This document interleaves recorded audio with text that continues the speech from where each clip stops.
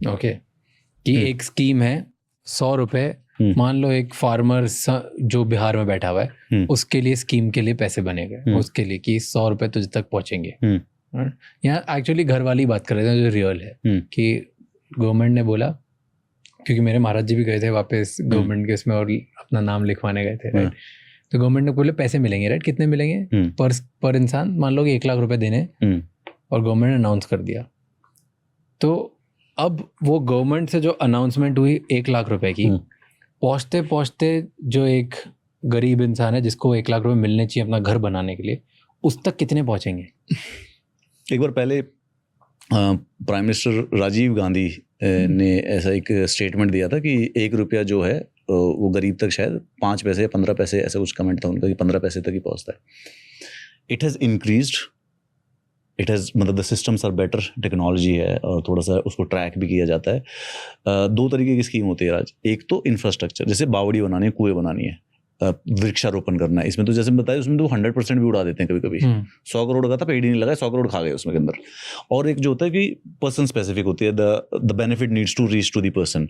इसके अंदर if I have to make of the top guesstimate, I think 100 में से 25 रुपये पहुंच जाते हैं लोगों के पास, और वो भी स्पेसिफिकली इसलिए क्योंकि डायरेक्ट बेनिफिट ट्रांसफर्स करने लगे हैं गवर्नमेंट जो है, बैंक अकाउंट्स बना दिए हैं सबके। तो जो ट्रांसफर्स, जो बेनिफिट है उसको मिडिल मैन जो दलाल है उनको हटाया जा रहा है, जितना भी हटाया जा रहा है, और उनको डायरेक्टली वो बेनिफिट ऑफ ट्रांसफर पहुंच रहे हैं।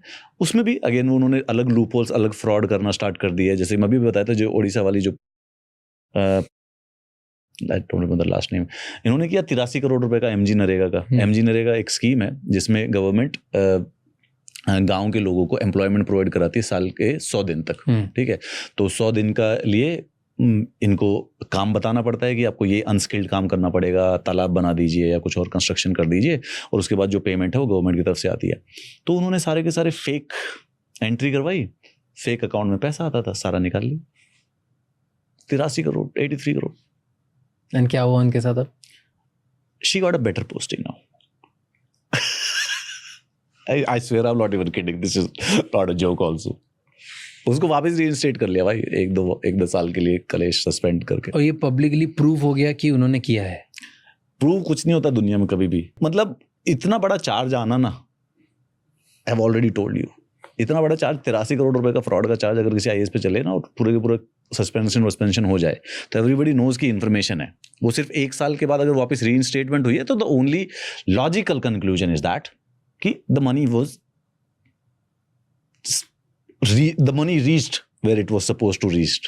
पहले नहीं पहुंची थी, इसीलिए ये बात बाहर आई। अब जहां पे पहुंचनी थी वहां पहुंच गई। तो इसमें से जैसे अब 100 रुपीज यू सेड, राइट, उसमें से 25 रुपए पहुंचते होंगे बेनिफिशियरी को, बाकी 75 है वो कितने डिपार्टमेंट में बढ़ता है, कहाँ बढ़ता है? From the top to bottom, I swear, मतलब non debatably from top to bottom. तो कितने होंगे इसमें layers, if you have to put out a guess? नहीं 7 से 8 लेयर हैं यार। Do you think these layers are right layers? If you have 2 or more years of work experience in a consulting or MNC and you want to break into leadership roles in precisely, बिल्कुल एकदम सही वाला document बनाया हुआ है यार। Yes, जहाँ से पॉलिसी, टेंडर्स, बजट्स, देन उसके बाद नीचे पे अप्रूवल आएंगे, फिर इम्प्लीमेंटेशन जो ऑर्डर्स है, फिर जो डिस्ट्रिक्ट फंड एलोकेट करता है। Yes exactly, and as I said 25, and I think आप लोगों का भी जो एस्टिमेट है दैट इज 15 to 40%, 25। तो ये हर डिपार्टमेंट है। यू आर सेइंग कि जो स्टेट का टॉप ऑफिस होता है वहाँ से निकलता है, फिर सेक्रेटरी में जाता है, फिर चीफ सेक्रेटरी, मतलब सॉरी, फिर चीफ सेक्रेटरी के पास जाता है, फिर divisional commissioner. This is where it becomes fun.